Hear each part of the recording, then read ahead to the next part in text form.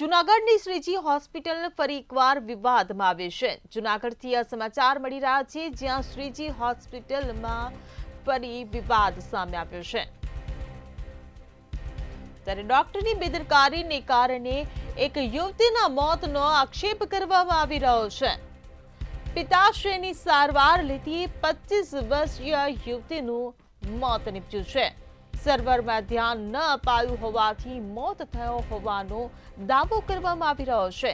ત્યારે વારંવાર કહેવા છતાં સ્ટાફે ધ્યાન જ ન આપ્યું તેવો પરિવારજનો દ્વારા આક્ષેપ લગાવાયો છે।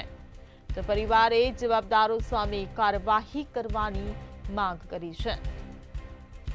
તો ડોક્ટરની બેદરકારીથી યુવતીના મોતનો આક્ષેપ લગાવવામાં આવી રહ્યો છે।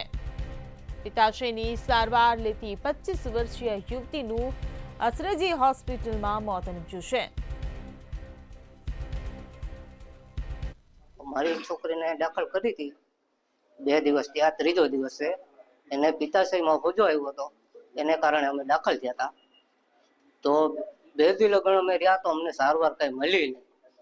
કોઈ વસ્તુની અમે સ્ટાફને કહ્યું તો એ કે સારું થઈ જાય।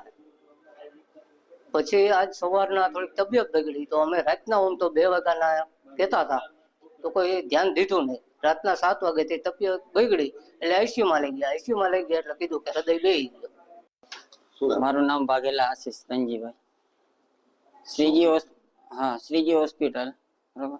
આ લોકો સ્ટાફમાં સાંજના અમે એ લોકોને કહેતા હતા કે તમે આવો તપાસ કરો। એ લોકો 2-3 ફેરી તપાસ કરી ગયા। પછી સવારના મેં 4, 4:30, 5 વાગે કીધું, ત્યાં સુધી કોઈ લોકો તપાસ કરવા આવ્યા નહીં।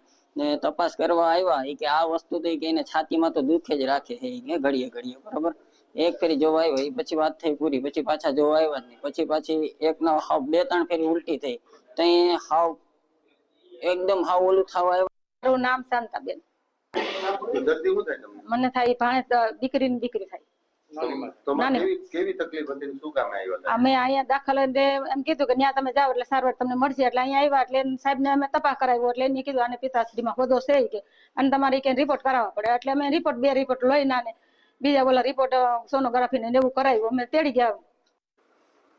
હું doctor Kuldeep Panvi, senior consultant surgeon at Shreeji hospital Junagadh થી એક દર્દી અમારે દાખલ હતું, મનીષાબેન આશીષભાઈ વાઘેલા, ઉંમર 25 વર્ષ।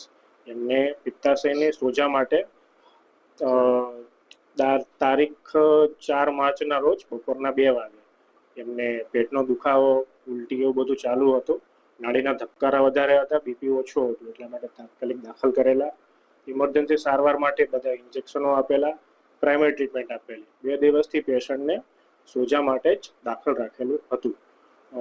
તારીખ 6 તારીખની સવારના 7 વાગે આસપાસ પેશન્ટને સવારે છાતીનો દુખાવો પડતા પ્રાઇમરી ટ્રીટમેન્ટ અમારે જે નાઇટ મેડિકલ ઓફિસર એમને આપેલી, અમારા ફિઝિશિયન અને critical expert at the moment એમને બોલાવેલા, સારવાર આપેલી। પણ તે દરમિયાન દર્દીનું હૃદય બંધ પડી જતા એમને કૃત્રિમ રીતે સીપીઆર સપોર્ટ આપીને બી પ્રયત્ન કરતા 45 મિનિટ જેટલું સીપીઆર આપેલું,